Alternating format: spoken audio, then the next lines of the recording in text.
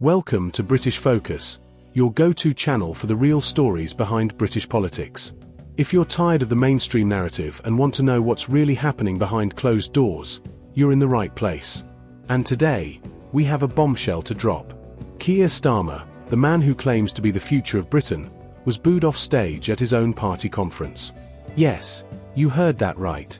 The leader of the Labour Party, supposedly the face of unity and progress, couldn't even keep his own supporters on his side. And trust me, this is just the tip of the iceberg. Labour is in chaos. Infighting, scandals, and betrayals are tearing the party apart from the inside. But while they struggle to keep their house in order, they are also making decisions that could change the future of Britain forever. And not for the better. Elections are being cancelled. Democracy is under attack. Your voice is being silenced.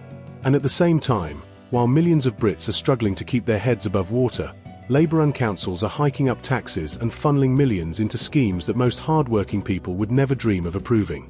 Let's start with one of the most shocking moves in recent political history. Labour has cancelled local elections in 9 councils. That's right, instead of letting people have their say, they've simply scrapped the elections altogether. You don't get a vote. You don't get a choice. You just have to accept whatever they decide behind closed doors. And what's even more interesting, the majority of these councils are Tory-run. Yes, these aren't just random areas. We're talking about conservative strongholds, places that have voted blue for decades, even since Margaret Thatcher's time. And now, just before an election, Labour suddenly decides that elections in these areas are unnecessary, suspicious. That's putting it mildly. Now, let's put this into perspective. This isn't about a small handful of people losing their say. We're talking about 5 million British voters being denied their right to vote. 5 million people whose voices are being ignored, whose opinions apparently don't matter to Labour. Just think about it. If a government anywhere else in the world decided to cancel elections in opposition areas, what would we call it? We'd call it what it is, a power grab. And it gets worse. Not only are Labour cancelling elections in these areas, but they're also raising taxes at the same time. It's a double punch to working-class Britons. Take the Isle of Wight, for example. Residents there are facing a staggering 18% increase in council tax. And in Thurrock, the increase is a jaw-dropping 101%. That's double the tax bill for the same services. Or, in many cases, worse services. In normal circumstances, if people were unhappy with these tax hikes, they could vote out the politicians responsible. But guess what? They can't do that now, can they? Because Labour has made sure they have no choice. This has led to an explosion of public outrage. People are furious. Some are even refusing to pay their council tax in protest. And honestly, can you blame them? Imagine being told you have to fork over hundreds, even thousands of extra pounds every year in tax, but you don't even get a say in how that money is spent, or who's running the council. That, my friends, is the very definition of no taxation without representation. And guess who's been speaking out about this? Rupert Lowe from Reform UK. He's been calling this a complete betrayal of democracy, and he's not wrong. This principle, the idea that you should not be taxed without having a say in government, is the foundation of democracy. It's what our ancestors fought for. It's what makes Britain a free country. And now, it's being trampled on in broad daylight. But let's ask the real question here. Why is Labour doing this? What are they so afraid of? Could it be that they know they're losing support in these areas? Could it be that Reform UK is gaining traction, especially among people who feel ignored by mainstream politicians? Because let's face it, Reform UK has been shaking things up, particularly in working-class areas, where voters feel that Labour and the Tories have failed them time and time again. And now, suddenly, elections are cancelled in these exact areas. The timing is too convenient. Labour talks about democracy. They talk about fairness. But their actions tell a very different story. They're hiking up taxes, cancelling elections, and forcing people to accept decisions they never agreed to. This is why trust in politicians is at an all-time low. Because when you have a party that claims to stand for the people but actively silences them, how can anyone believe in them? And if you thought it couldn't get worse, Wait until you hear where your hard-earned money is actually going. Remember those massive council tax increases?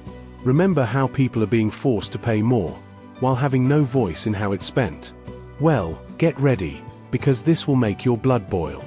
Let's talk about West Sussex Council. These geniuses decided it was a brilliant idea to spend £334 on PlayStations and £496 on yoga sessions for asylum seekers. Yes, while British families are struggling to pay their bills, the council is handing out gaming consoles and relaxation classes as if they're running some sort of luxury retreat. And it's not just West Sussex. This is happening all over the country. Millions of pounds are being poured into asylum seeker initiatives. Since 2022, West Sussex alone has spent a staggering £7.3 million on asylum seeker grants. That's money that could have been used to fix our roads, improve our schools, or support struggling British families. But no, instead, it's being handed out like sweets. And here's where it gets even more infuriating.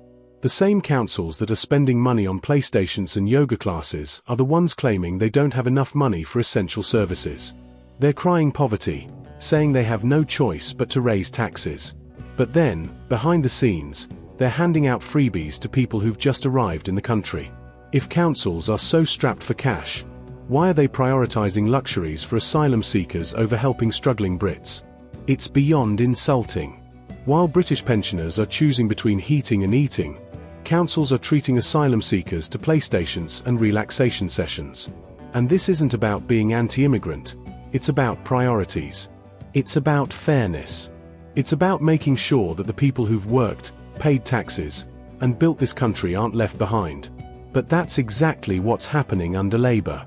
So, the next time your council tells you they need to raise taxes, ask them where the money is really going. Ask them why elections were cancelled. Ask them who they're actually working for. And if you think this is bad, just wait, because Labour's agenda is only getting started. We're going to expose it all. If you found this eye-opening, make sure you subscribe to British Focus and turn on notifications so you don't miss our next deep dive into what's really happening behind the scenes. Let's keep the conversation going. Drop a comment below and tell us what you think. Are Labour's actions justifiable? Or is this a direct attack on democracy? Let us know. Keir Starmer wants to hand over British territory to a foreign nation, and not just any territory. The Chagos Islands, a strategically crucial asset that Britain has held for decades. And the worst part? We're going to pay billions for the privilege. That's right, Labour's grand plan is to give away British land and then fork out up to £18 billion just to rent it back. You couldn't make this up. Let's put this in simple terms. Imagine selling your home, the place where your family has lived for generations. You hand over the keys, sign the deed, and then, just to add insult to injury, you agree to pay rent to the new owner to keep living there. Sounds completely absurd, doesn't it? Well, that's exactly what Starmer wants to do with the Chagos Islands. And what's his excuse? National security. That's what he claims. According to Labour, this move will somehow make Britain safer. Safer? How exactly does handing over British territory and then paying a foreign country to use it make us safer? In what twisted world does weakening our own position enhance national security? Because from where I'm standing, it looks like we're just throwing away strategic influence and becoming more dependent on others to maintain our own defences. And let's be clear, the Chagos Islands aren't just some deserted specks in the ocean. They are home to Diego Garcia, a key British and American military base. This base has been absolutely crucial in global security operations, intelligence gathering, and military strategy. Now, under Labour's plan, we would give control of this territory to Mauritius, a country that, let's just say, doesn't have the same military capabilities or global influence as Britain. So here's the real question. Who benefits from this? Because it certainly isn't Britain. We weaken our military standing, we drain our taxpayers of billions, and we put ourselves in a position where we have to negotiate just to access a base we already control. The only people cheering for this decision are those who want to see Britain weakened on the world stage. And while Labour are busy handing over British territory, let's talk about another national betrayal they've got in the works, opening the floodgates to China and sacrificing British industry in the process. The latest move? Scrapping tariffs on Chinese e-bikes. Now, at first glance, Some might think, great. That means cheaper bikes for everyone. But hold on a second, let's think about what we're actually trading here. Because while consumers might save a couple of £100 on a bike, British manufacturers are going to be completely wiped out. And let's not pretend China plays by the same rules as everyone else. The Chinese government has pumped billions into subsidies, artificially keeping their prices low and destroying competition from countries that actually follow fair trade practices. That's exactly why we had tariffs in place, to protect British workers from being undercut by cheap, government-backed imports. And now, thanks to Labour, those protections are gone. One British manufacturer called this decision madness, and I'd have to agree. Because once again, we see Starmer talking about protecting British jobs while actively undermining them. He says Labour will invest in industry, that he wants to bring back manufacturing. Yet at every turn, his policies do the exact opposite. And this isn't just about e-bikes. This is about setting a dangerous precedent. If Labour are happy to sacrifice one industry, what's stopping them from doing the same to others? What happens when Chinese car manufacturers start flooding the market? Or solar panels? Or steel? Is Labour just going to roll over every time? Because that's what this looks like, a total surrender of British industry. We left the EU, in part, to take back control of our economy, to support British workers and businesses. And yet, under Labour, it feels like we're having a clearance sale where everything must go, including our own economic future. And while all this is happening, while Labour are giving away British land and destroying British jobs, their own party is in complete disarray. Let's talk about the utter chaos inside Labour right now. Because if you think they can't even manage their own affairs, how can anyone trust them to manage the country? First, there's the racism and sexism scandal that's rocked the party. Andrew Gwynn, a former minister, was suspended after sending racist and sexist messages on WhatsApp. Not only that, but he joked about a pensioner dying before the next election. That's the level of respect these people have for the very voters they claim to represent. Absolutely disgraceful. Then we've got Ed Miliband, the man who once fumbled a bacon sandwich so badly it became a meme, now floundering on live TV, trying to explain Labour's sudden U-turn on Heathrow expansion. Watching him stumble through his response was like watching a cat try to swim. Painful, awkward, and ultimately doomed to failure. And the chaos doesn't stop there. There are whispers inside the party, rumours that Rachel Reeves, Labour's so-called economic mastermind, is losing control of her own policies. Starmer's top team are divided, and the cracks are widening every day. This isn't just normal political infighting. This is a party imploding. They're a mess behind the scenes, with factions pulling in different directions, scandal after scandal erupting, and an increasingly frustrated public losing faith in them. The real question is, if Labour can't even govern themselves, how on earth do they expect to govern the country? How do they think they can run the entire economy, the armed forces, the NHS, and our national security when they can't even keep their own ministers in line? What we are seeing is not a party prepared to lead. We are seeing a party in freefall, lurching from scandal to scandal, betraying the very people they claim to serve, making reckless decisions that could cripple Britain's economy and weaken our global standing. And yet, Starmer still expects us to trust him. He expects you to believe that handing over British land, selling out British industry, and presiding over absolute chaos within his own party is somehow a sign of strength. That this is a government in waiting. But let's be honest, this isn't leadership. This is a disaster waiting to happen. So the next time Labour talk about protecting Britain, creating jobs, or standing up for national security, remember their actual track record. Remember the Chagos Islands betrayal. Remember the destruction of British industry. Remember the absolute chaos inside their own ranks. And ask yourself, is this really the future you want for Britain? The British economy is tanking. And who's steering the ship straight into the iceberg? Keir Starmer and the Labour Party. If you thought things were bad before, buckle up, because we're heading for a financial disaster, and it's happening faster than anyone expected. The Bank of England has just slashed its growth forecast for the UK to a pathetic 0.75%, half of what they originally predicted. Half. This isn't just bad news, it's a blaring alarm for every hard-working Brit. And let's not pretend this is just some natural economic downturn. No, This is a direct result of Labour's reckless policies. They promised growth at any cost, but the only thing growing right now is unemployment, inflation, and the tax burden on ordinary people. The national insurance hike? It's crippling businesses. Higher corporate taxes? They're driving investment away from Britain. The government spending spree? It's sending us deeper into debt while our public services continue to crumble. And if that wasn't bad enough, now we're looking at a potential trade war with the United States. That's right. Labour's policies are so disastrous that we're on the verge of economic retaliation from one of our biggest trading partners. The US is threatening tariffs on British goods, which would devastate our exports and send even more businesses to the brink of collapse. And what's Labour's response? Nothing. Silence. Because they have no plan. No strategy. Just empty slogans and bad decisions. Jeremy Clarkson, of all people, has pointed out the obvious. This doesn't look like incompetence anymore. It looks intentional. His theory? Labour is deliberately wrecking the economy to make more people dependent on government handouts.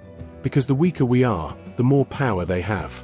And honestly, looking at the evidence, can we really say he's wrong? They're raising taxes, but the money isn't going to improve our lives. It's disappearing into black holes of wasteful spending, dodgy government contracts, and programs that do nothing to help the British people. Meanwhile, Labour-run councils are spending millions on playstations and yoga classes for asylum seekers, while British pensioners are choosing between heating and eating. Does that sound like a government that cares about its own people? And it's not just the economy they're destroying. Let's talk about what's happening to the British countryside, because if you think this is just an issue for farmers, think again. Jeremy Clarkson has sounded the alarm on what Labour's planning, and frankly, it's terrifying. He says we're looking at the total dismantling of rural Britain, and based on Labour's track record, that's not hard to believe. There are serious rumours that they're going to start replacing farms with new urban developments, pushing thousands of families out of the countryside and completely changing the face of rural England. Now, let's be real. This isn't about solving the housing crisis. This is about erasing traditional Britain. We're talking about communities that have been here for hundreds of years, small towns that have shaped the identity of this country. And under Labour, they're at risk of being wiped off the map, replaced by soulless, government-controlled urban centres. And for those farmers who manage to hold on to their land, they're about to face a new nightmare, because Labour's green agenda isn't about protecting the environment. It's about pushing radical policies that make no sense. We're hearing talk of mass solar panel farms replacing actual farmland. Imagine driving through the countryside, and instead of green fields and grazing livestock, all you see is acres of black, sterile solar panels. Now, don't get me wrong, I'm all for renewable energy. But not at the expense of our food supply, our rural communities, and our national heritage.